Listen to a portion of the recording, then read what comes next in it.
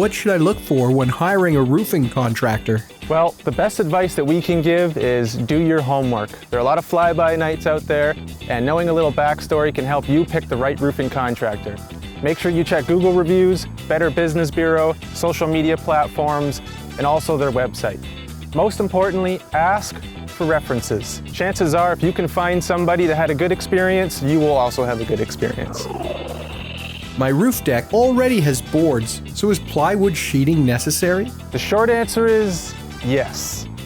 Chances are your boarded roof is very aged and in poor condition. They've been subject to many years of weathering, expansion and contraction, hot and cold weather, and chances are poor ventilation. Providing a nice clean coat of plywood over top of your roof deck will create good backing for your nails, provide a clean working surface for installing your roof, and give it a nice clean look from the ground. How important is good ventilation for my roof? A roof without ventilation really isn't much of a roof at all. The two main functions of your roof is to provide good ventilation and redirect water. Without good ventilation, hot air and moist air build up in your attic space between your shingles and the plywood, which can promote algae growth, mold growth, and dry rot. The ventilation process starts at the soffit, blows up through the soffit, and blows all the hot moist air out the top of the roof through the roof vents. With good ventilation, it'll improve the longevity of your roof and overall look as the years go on. What season is the best time of year to get my roof done? Contrary to what many people think, the best time to get your roof done is in spring and fall.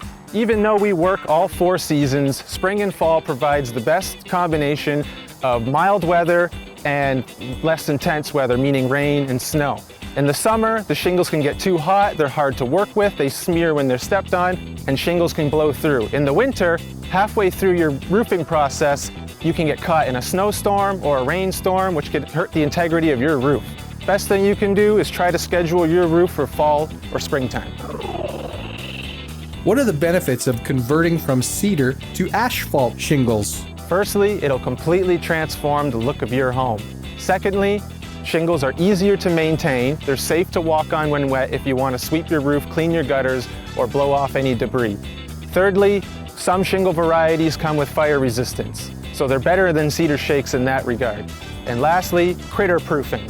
There's a lot of things people don't take into consideration when getting their roof done in cedar shakes, and that is that birds, mammals, insects, they tend to enjoy the wooden shingles, they dig in your roof, they make nests, so converting to asphalt will pretty much eliminate that problem.